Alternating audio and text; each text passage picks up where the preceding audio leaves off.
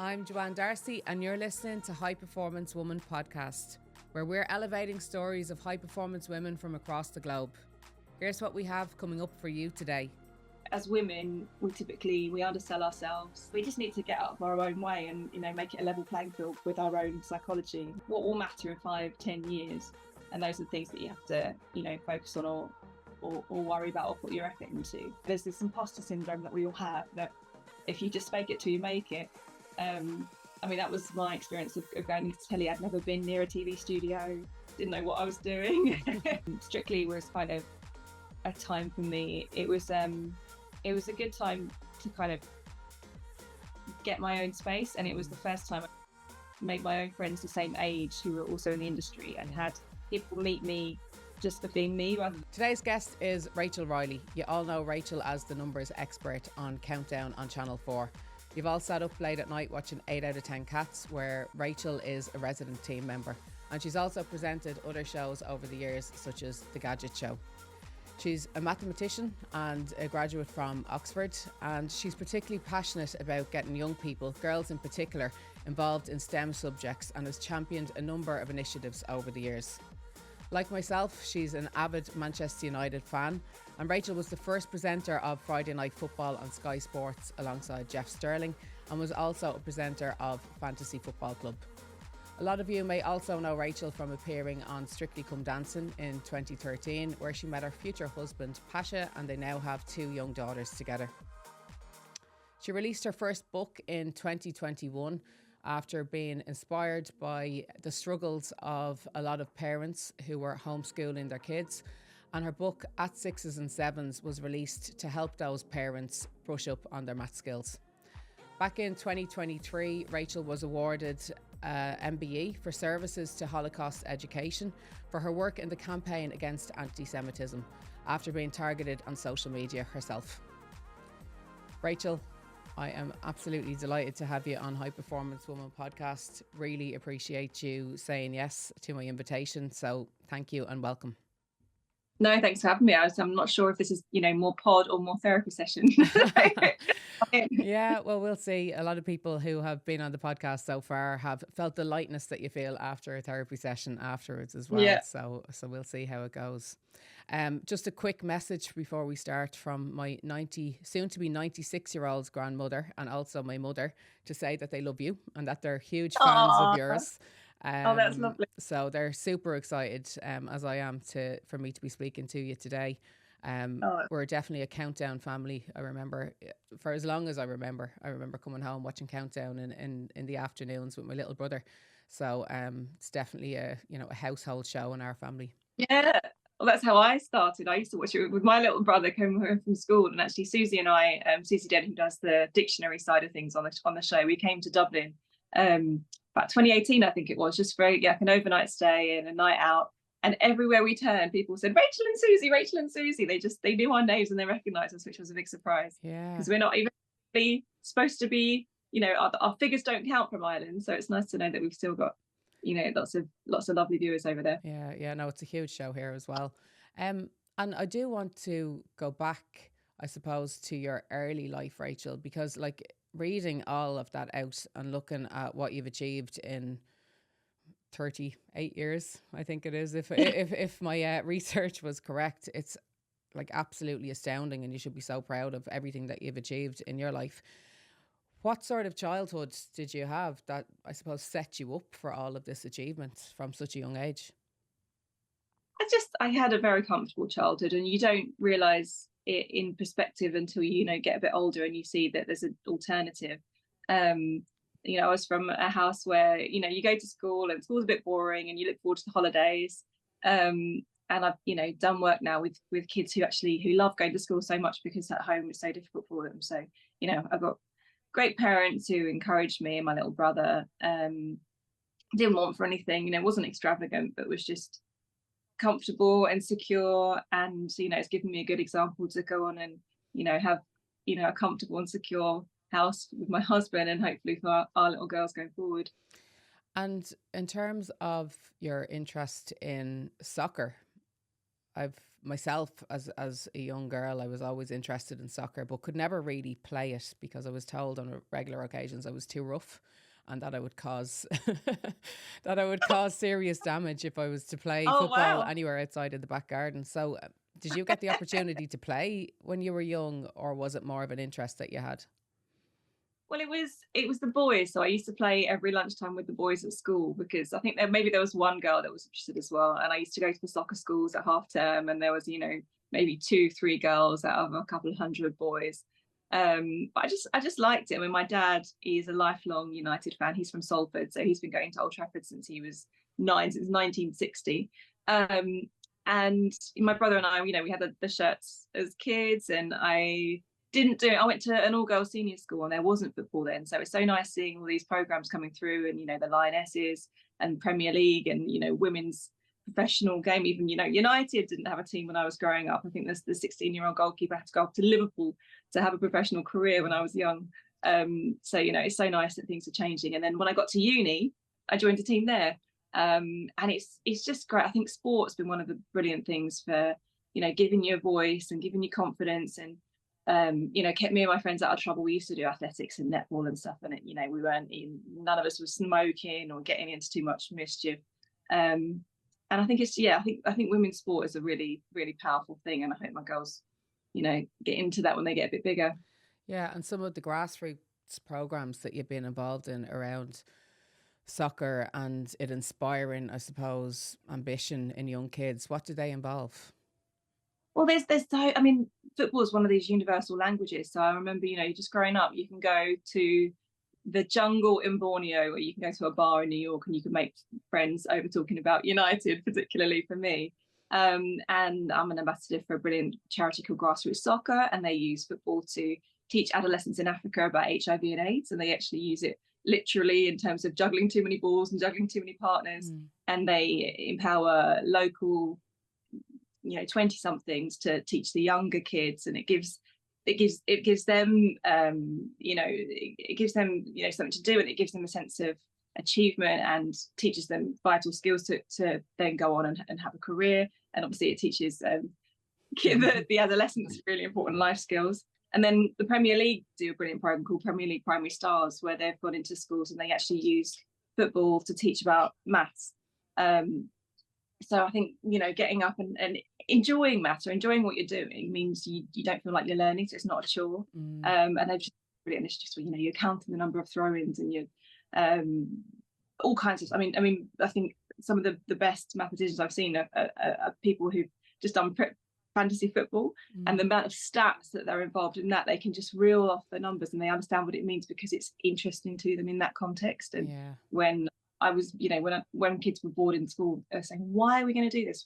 Where is this useful? What is the point of this? And if you put it in the context of something that people are interested in, which is the whole point of me of why we do maths, it brings it to life and it's easy to understand, and you want to do it a bit more. Yeah, it's amazing how we don't teach maths like that enough. It's just all by the book, and it's not associated with anything else that we really enjoy. Yeah. So hopefully we do see like a move in that direction. I know from my own brother, he's seriously interested again in all the analytics in terms of all the soccer, the data, and it's definitely something that we could look at more, I think, in schools, in terms of just bridging that gap between the textbook and life. Yeah, and people don't realise this. I don't use maths, but they do. They just don't see it as maths. It's not that dry do 100 times tables all at once for no particular reason. And working at sports, you just see the way that information is displayed in different kind of heat maps or graphs, or just stats are kind of the lifeblood of football. Things like Moneyball. Some people just use the stats to try and create a team, and I think you need a bit of a mix. But I mean, it's really nice seeing how football's progressed as well using science. And I've been lucky enough to go into Old Trafford and to Carrington, the training ground, to see, the kind of technology that's being used in terms of, improving peripheral vision. And I know, from your angle, so much of, whether it's sporting performance or personal performance or maths performance also goes down to psychology. And you can make such a big difference by just changing the way you think about something, the way you approach it, and your attitude towards it can, be that thing that either stops you from doing it or from making that improvement, or opens the door. Yeah, yeah. And a question that I ask all my guests here on the podcast is that I believe every woman embodies high performance. What do you think about that statement and why? Yeah, I think we do, but I think as women, we undersell ourselves. We're taught to kind of be demure and don't be boastful, all that kind of stuff. And it wasn't actually until I talked to your partner when I was on Strictly, I got stage fright, and I hadn't had it before, but it was kind of like this out of body experience. And Pash recommended Michael, Mm-hmm. and he taught me that I was a perfectionist, which I didn't know I was before, because I thought being a perfectionist meant everything had to be perfect. But what it actually meant in terms of what I was doing was anything I was doing afterwards, I would just find the things that went wrong, the small things, and I'd focus on that.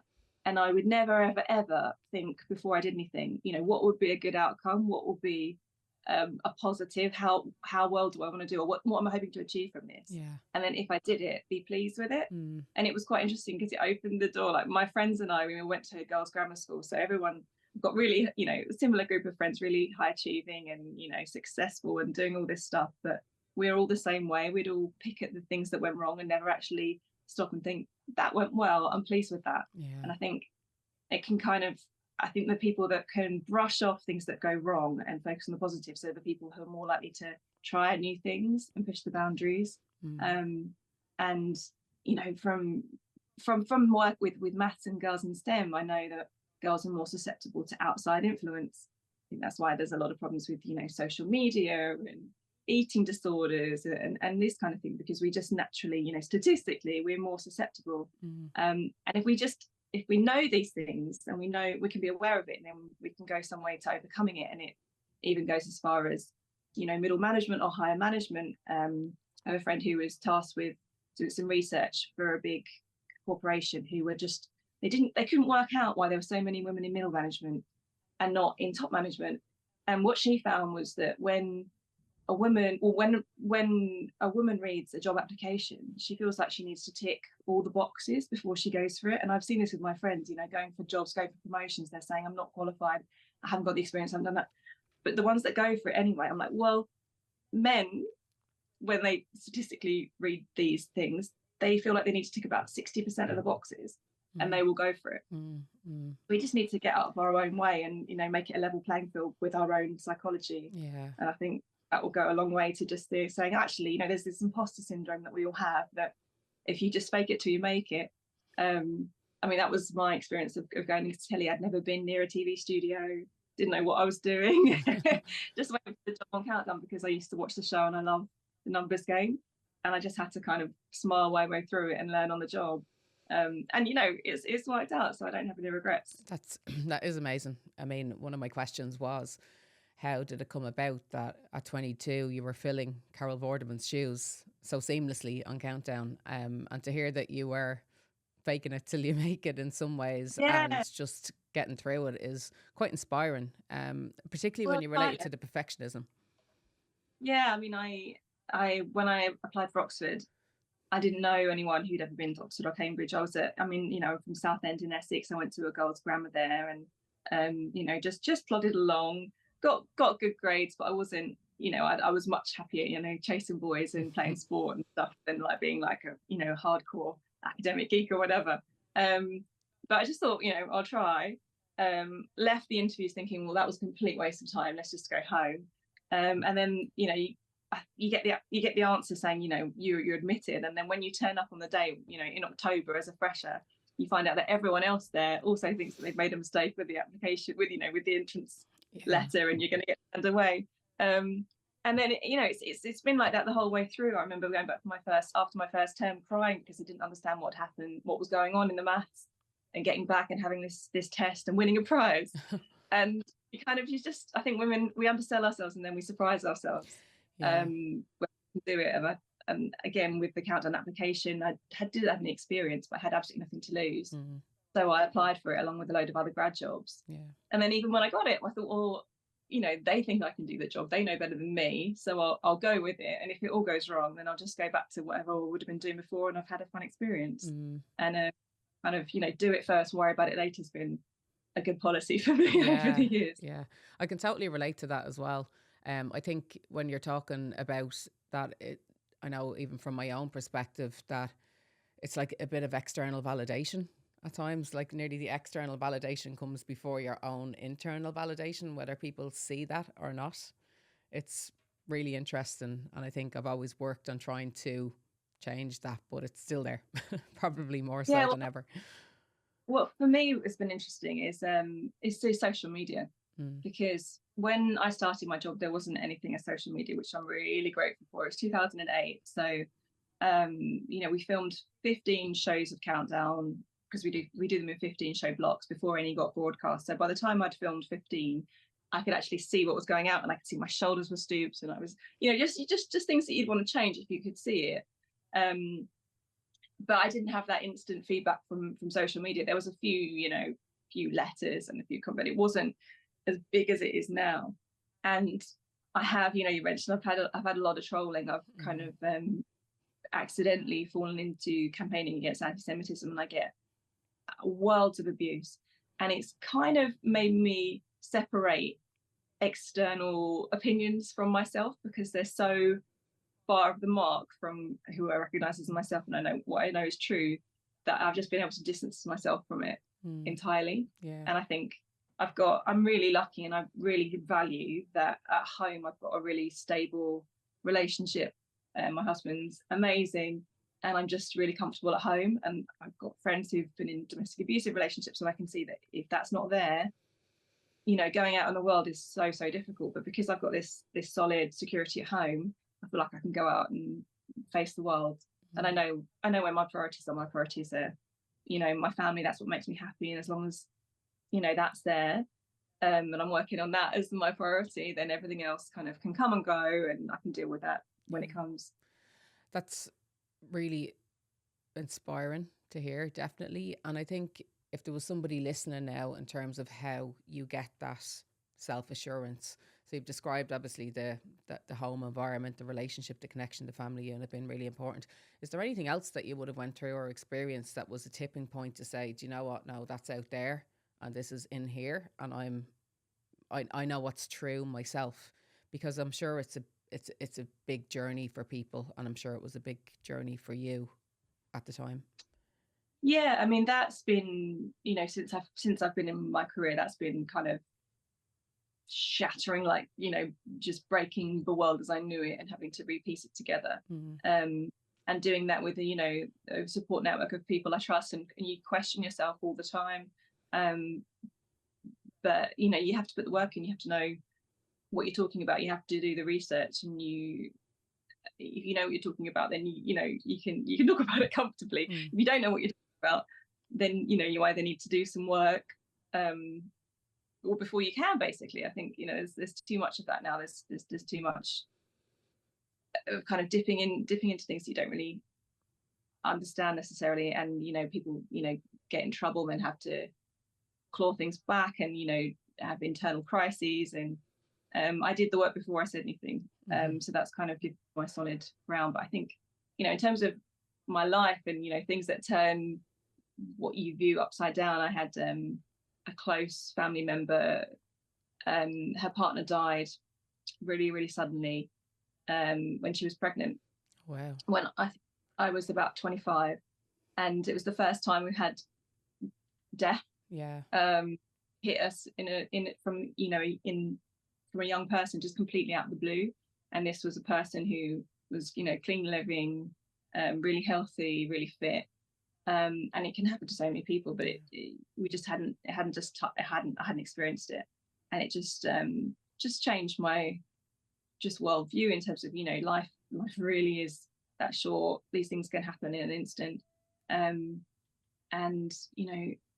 from the bigger picture, you do have to look at what is important to you in terms of your life. What do what will matter in 5-10 years, and those are the things that you have to focus on, or worry about, or put your effort into. And on a day-to-day basis, that's quite hard when you're juggling with the kids and someone's calling you something online or whatever.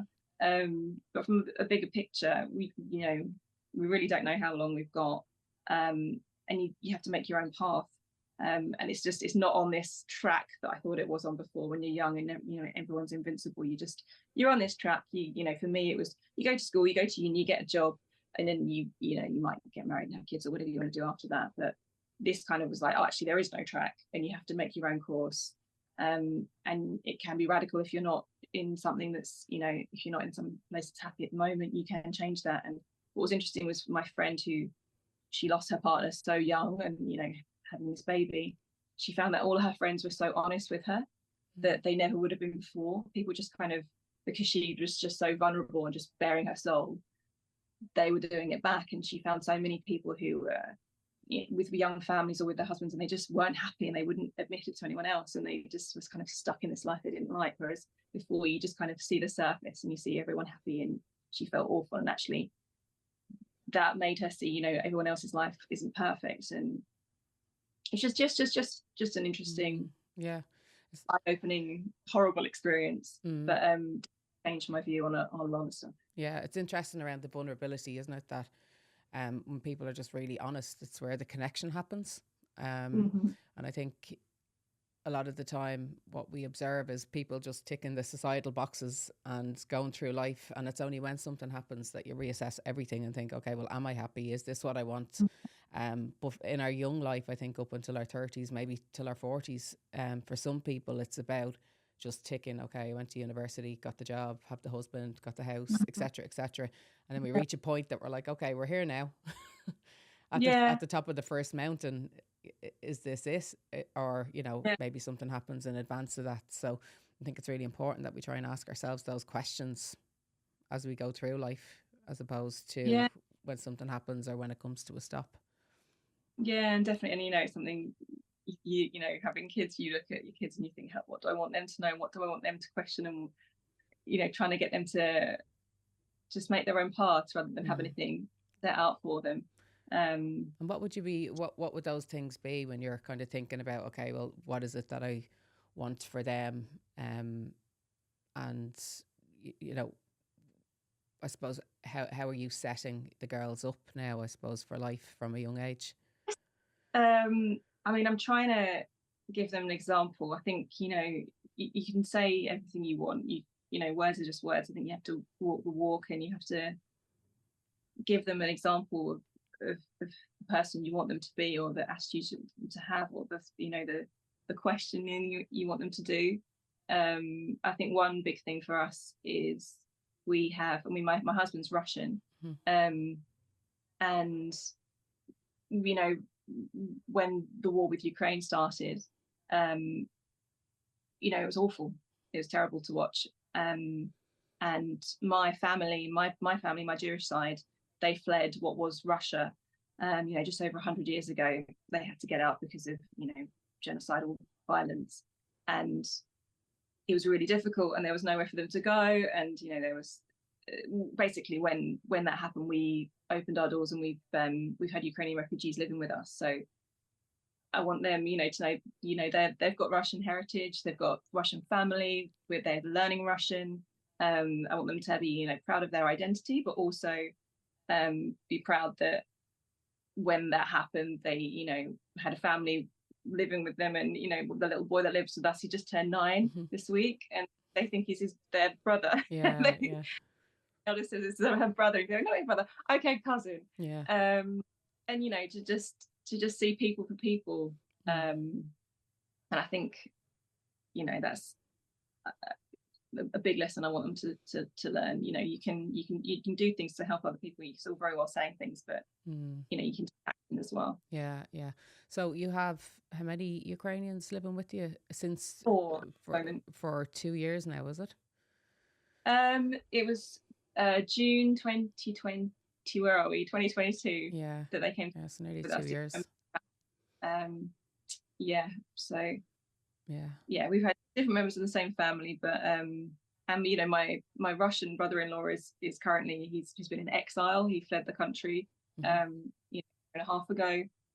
So both sides is not comfortable, but for them, for our Ukrainian guests, the grandma, her son's on the front line, and it's just a horrible situation. Yeah. and we want them to be able to be proud to be Russian, but also separate that from the politics and, show that, Russians and Ukrainians, my family were Russian, but in what is Ukraine now and what is Poland now. So it's just a mixed history, and I just want them to be able to be themselves and be comfortable with that. Yeah. And guilt associated with it, really. Yeah. No, that's amazing. Really amazing. If we go back when you mentioned the trolling that started, when did that start for you? You said 2008, obviously starting countdown. It was a lovely world with no social media. And I suppose what happened over the years that, that started for you? Well, I mean, you get a few the odd pervert. I mean, it was the usual thing. I think it was something that you got used to as a woman. You just kind of ignore it. And then if I had a man tagged in a post with me, they'd be like, oh, shocked and what I got, say. But in 2018, I noticed that there was a growing problem with anti-Semitism, and I said something about it, expecting kind of no reaction, because I thought, we're all on the same page now. Like, racism is bad, anti-Semitism is bad. And I kind of hesitated before I said anything for a while, seeing the problem, because I thought it's just virtue signaling. There's no action, or there's no call to action, and it's just, well, everyone gets this, don't they? And then when I said something which I thought was quite anodyne, I just got this torrent of abuse back, saying it's not anti-Semitic, whilst they were saying anti-Semitic things at me but not recognizing it. I would much rather a life where I didn't have to say anything like this. Yeah. I would much rather a life where I could just talk about Man United and football and girls, because it's not good for it's not good for anything. It's not personally it's very, very difficult. In terms of if I wanted the best career in the world, I think Ivanka Trump, who's not my role model in the slightest, but I just remember a quote from her, on the lines of, it's better to stay quiet, because women without opinions do much better in the world. But I think it's just, this is kind of, the world has changed. So I suppose just in terms of what you described there,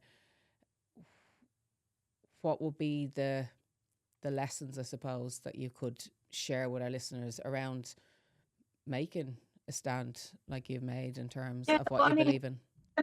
In terms of social media, that has been a steep learning curve, because I think there's problems in general with women not wanting to go into politics, and I think social media, it polarizes in both directions. So anyone with an opinion will be shouted at, and I think it can be more extreme for women. Get the misogyny end of things as well.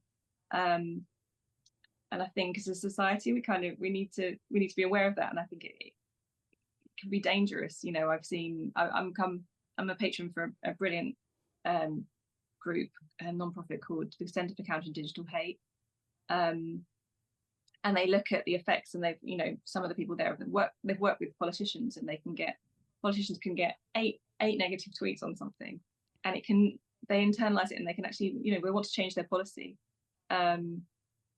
So I think it's just something to be aware of. And I think from their research, Centre for Countering Digital Hate, they said that especially public figures, they can be targeted more because bad actors want to spread their message.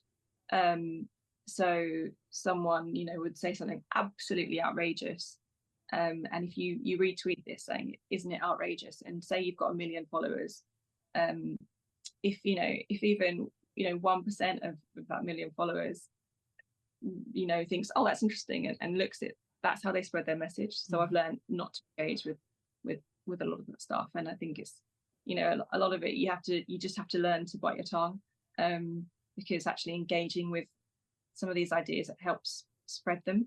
And I think that's the way social media has gone, the algorithms encourages negativity, because things that scare us, the negative things, are the things that keep us online, and they keep the social media companies earning money. So I don't think we're actually, like, as humans, we're not built to deal with this level of interaction and the dopamine hits you get from likes, versus just even 10 years ago, you could just go home and your phone's there, and you're just with your friends, and you're just with your family, and now you can just be contacted at any time of the day by absolutely anybody. And I think we're going to see the effects of that more to come over the years. And again, with some with kids, you just worry, especially with girls who are more susceptible. And it's I think some of my work with CCDH is kind of the important stuff, and I have to take away that hopefully, if we can get some leaders to realize that the damaging effect it's on society, then I guess it will be in some regard. You mentioned working with a psychotherapist back on Strictly Come Dancing, and what was going on for you at the time, or how did that come about that you engaged with a psychotherapist, and how did you move forward after that? You mentioned the perfectionism and things, but could you talk to me a little bit more around that? Yeah, so I did Strictly in 2013, so I'd had my job about 4 or 5 years, I think. And I did Strictly, and I'd never danced a step before in my life, and it was absolutely terrifying because you go in there on a Sunday to do a new dance, and on Saturday you're dancing in front of 10 million people. Yeah. And it was kind of, I think social media was around, but it wasn't as big as it is today, so you didn't get too, I don't remember being too affected by any of that. I was just too busy learning the dances, and then you get the judges' comments, and then it'll be the end of the world. I think I was in a dance off, and which was like, dance for your life, to be voted off or staying on quite early on. And then the next week I came back and I was on the floor doing the dance, and Pash, my partner, just said, "You're not there." And he suggested I go and talk to Michael, because he does rapid behavioural therapy. So within a space of like a few hours, it can literally have an effect to change the way you view things. And it was quite revelationary, because I'd never spoken to anyone before, any form of therapy or anything like that. And I really liked how he spent the first few hours kind of getting to know me and realizing that I'm quite an analytical person, and I like, data and science and, reasoning to know how these things are going to work. And he, as I mentioned earlier, explained to me about perfectionism and how that works, and how you can actually change the way you think. And that was an absolute revelation. And I did. And I remember going back, and it was like, what would you hope to achieve? What would be a positive outcome from this dancing thing? And I was like, I want to get 1 8. And I got 2 8s the week I was rated out. But I could still feel like, you know what, I wanted to get 1 8. That was like the big achievement I wanted to do, and I got 2.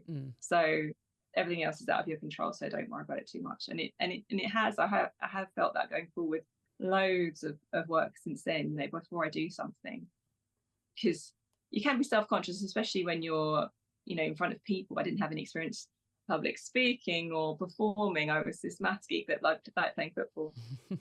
And now I'm mostly presenting roles and speaking in front of audiences and hosting things, and you realize that your perception of yourself is completely different to that person in the audience sitting there listening to you. And if you make a stumble, or if you say something or forget to say something you wanted to say, they haven't got a clue, and they're not bothered or listening, or they've got this completely different view of you than what you have of yourself. And I think it's important to take a step back and realize that what you think about yourself, a lot of people, they wouldn't notice. And when I hear friends, you hear people talk about the insecurities, and you just think, I didn't notice that.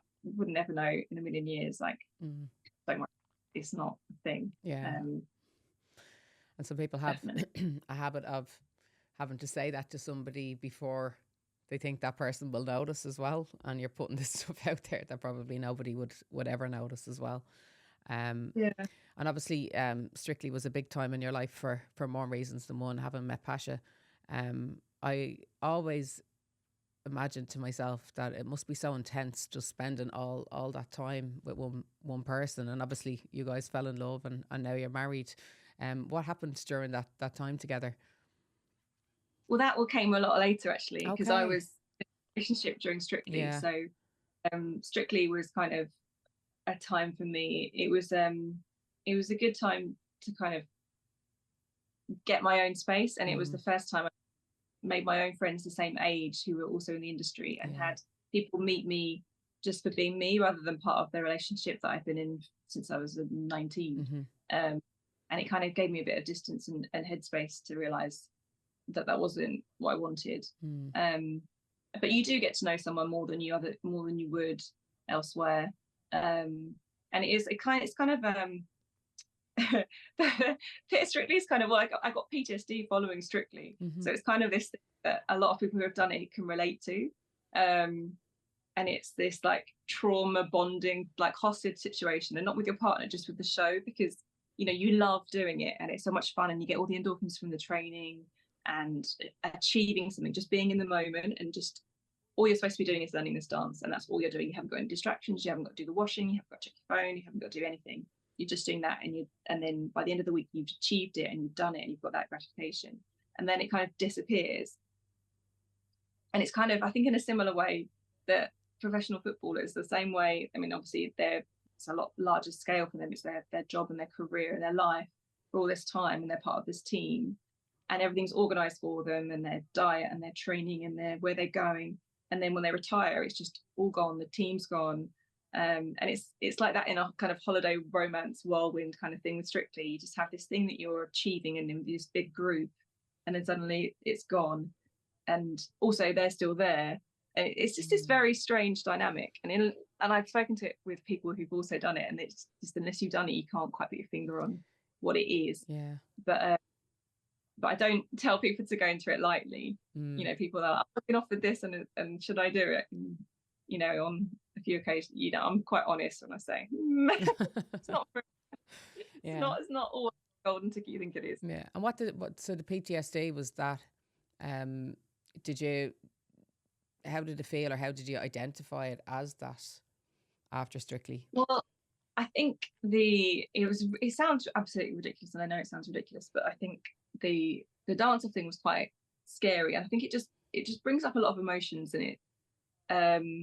And then I did get together with Pasha later, so he was still a professional dancer, so each year he would do it, I would remember my week and what was happening that week, and have all the emotions come back, and then the next person dancing with, I'd kind of be over empathizing with what they'd be going through and going through it again. And then each year it was like layers of all of these memories, and it was just, I just didn't enjoy it. It just wasn't a thing.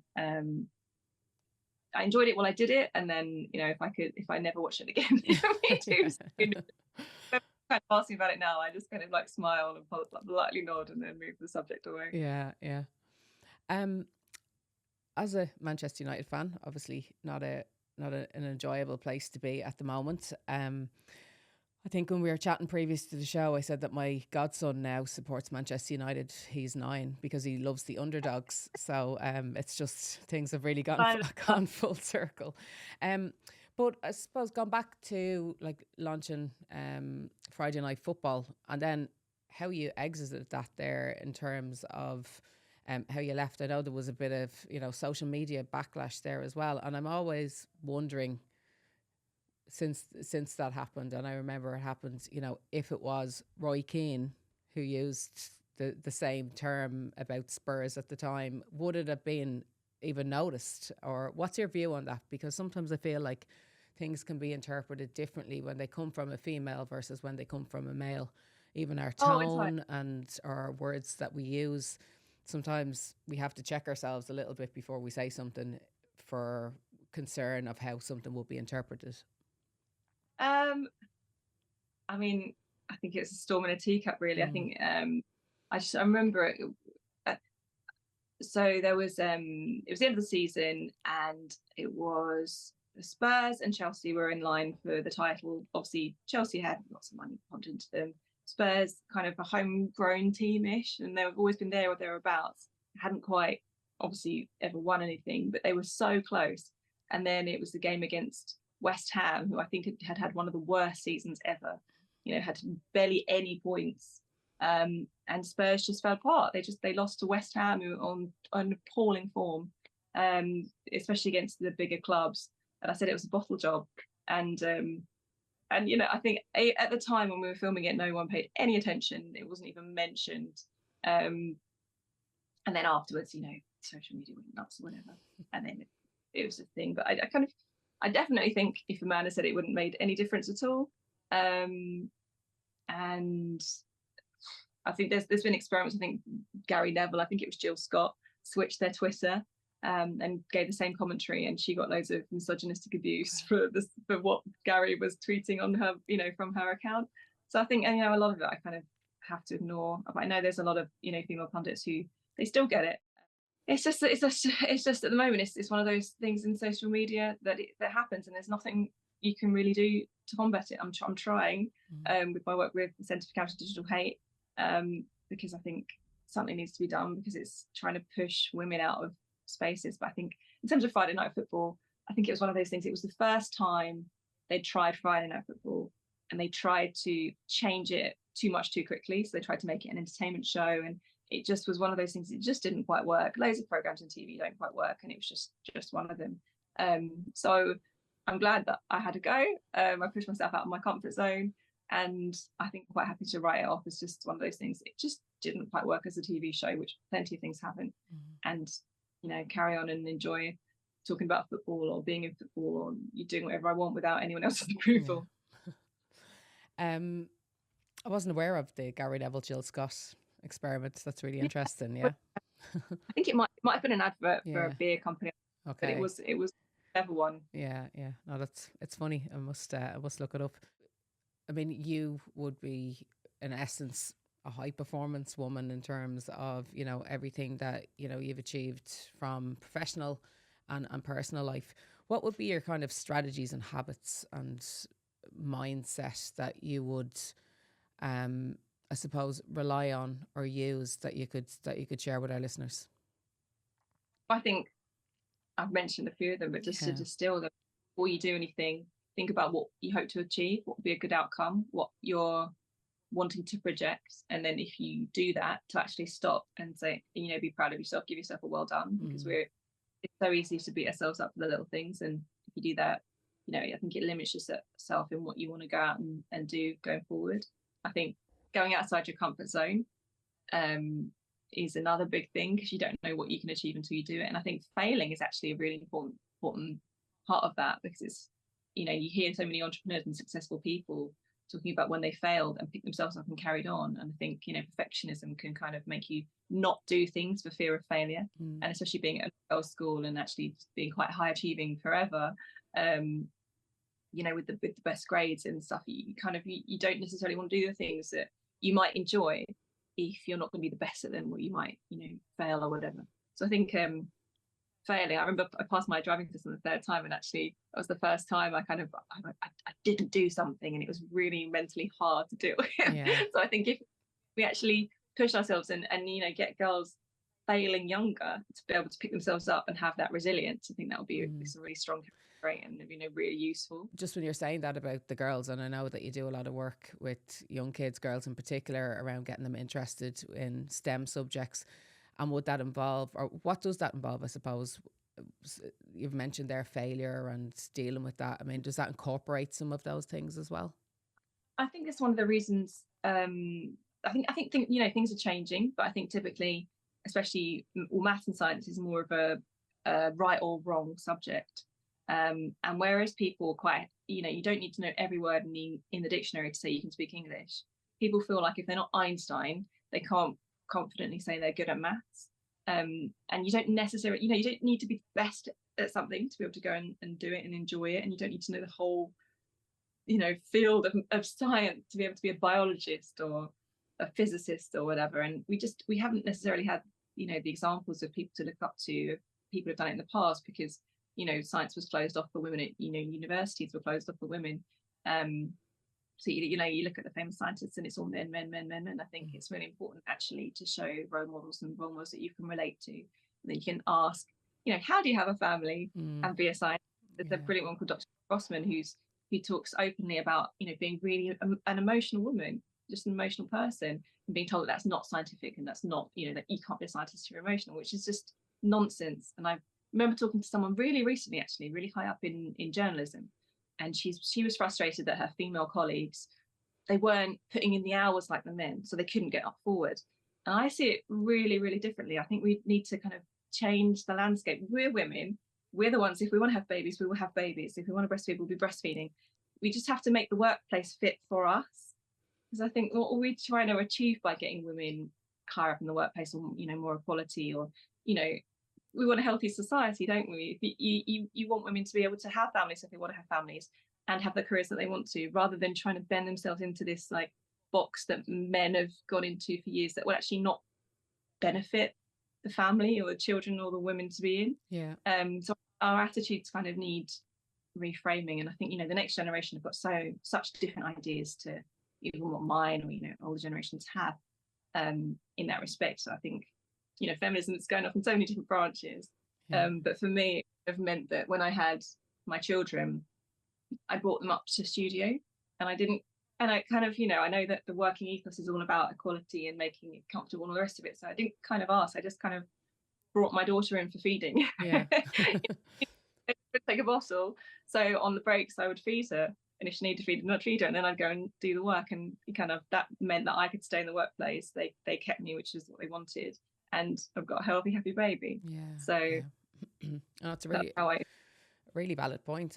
I mean, I think we've gone on such a journey over the last number of years and around, female quotas and these type of things. But if the environment doesn't work for somebody, if we can't break down the barriers as to why a female doesn't feel like they can progress without having to make major sacrifices, well, then we're not really going to make a sustainable change, in my view. And when so much of it, is whether it's maths or whether it's in the workplace, I think it's the same kind of story. It's a lot of it's like language and framing.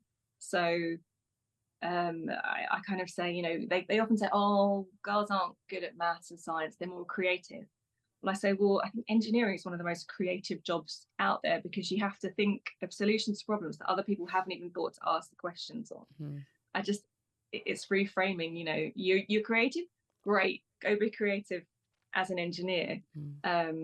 And things like the use of language, so to get women into management, if it's a job application that says needs to manage a team, women will be put off.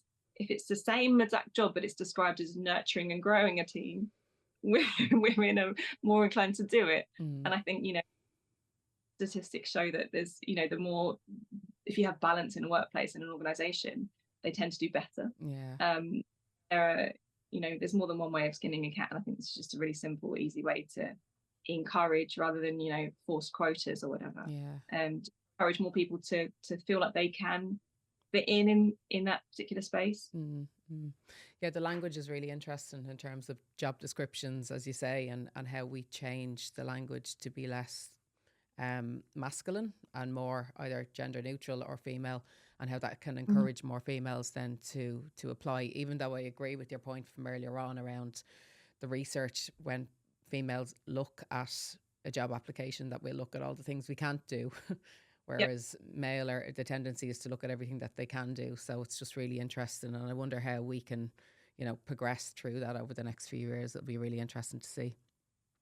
Yeah, I think just being aware of those things is one way to, knowing that that's a obstacle that we can just sidestep. Knowing that, not everyone's qualified that's going for these jobs, and you're, equally valid, and your approach, if it's, is equally valid. These other people, I remember the boy when I went for my university interview, and this guy coming out going, that was so easy, I did everything, it was so easy. And you get there at university and he was there as well, and he didn't have a clue what was going on half the time. He was just so confident how he projected himself. We can either see through that, or we can nick a little bit of that, depending on your personality style. I'm conscious I interrupted you through your three pieces of advice, I suppose, in terms of high performance and your life lessons. So I think you gave me two and I interrupted. So the third one, what would that be? Well, I think the third one is, if again, it's a perfectionism thing. If things go badly, you see it as your fault. And if things go well, you can see it as just a bit of luck, a stroke of luck. And you can just mentally choose to own the things that went well and take them on board as like, you made that happen. And if things don't go well, it's much, to get yourself up there and to do it again, just see it as an external thing and try and brush it off. And something that happened wasn't your fault, have another go. Yeah Definitely good advice. And your book at Sixes and Sevens, aimed at obviously parents who are struggling with homeschooling. I always ask our guests at the end for their book recommendations, and it can't be their own, but tell me a little bit more about your book before you give me that recommendation. Well, my book, it was like you say, it was aimed, it was written during the pandemic. So it was when more and more parents were kind of going home and trying to help their kids with their math homework, and they were often struggling. But I used to get sent questions on social media from kids' homework to help. I'm a real geek. I love doing that. So I love and the question level, just like the standard of it, went up during the pandemic because people were trying to properly homeschool their kids. So it's everything from like counting and adding up all the way through to GCSE maths, but explained from, you know, how I'd like to explain it with a bit of context, aimed at adults, so that, you know, you've got a reason to want to go and do it. And it's hopefully, you know, a bit more fun with the examples, and instead of, you know, you're at school and you're learning French and you learn pencil case and rubber. You know, we're learning math now as adults, so I can like chuck in some cocktails. Yeah, So yeah, it's aimed at, you know, if parents want to go be able to help their kids from whatever level, or if they want to go back and just revisit the maths they did at school for any qualification or anything like that, it's a fun way to do it. Yeah, no, it was a really, really good idea. And final question is, what other high performing women should I be speaking to on this podcast, and why? So there's a woman that I love that I've recently reconnected with called Nimco Ali. Do you know Nimco? No. She's brilliant. She's originally from Somaliland, and she set up a foundation called the Fire Foundation, and she was subject to FGM when she was younger, and she campaigns against it, and she set up this foundation that gets money to local women's organizations in Africa to do the work on the ground. She's a fascinating woman, and she says what she thinks, and she's just got this brilliant worldview and knowledge, and super feminist. Yeah, brilliant.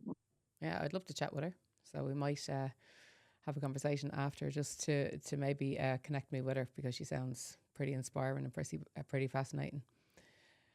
Pretty one-off. Yeah. Rachel, I just want to thank you so much for coming on the podcast. It's been an absolute pleasure talking to you. Thank you for your honesty and your openness, and I wish you all the best. Thanks for having me. I really hope you enjoyed today's episode. You can join the High Performance Woman tribe by subscribing, liking and sharing podcasts with your friends and family, and by following me at High Performance Woman on Instagram and TikTok. I'll see you next time.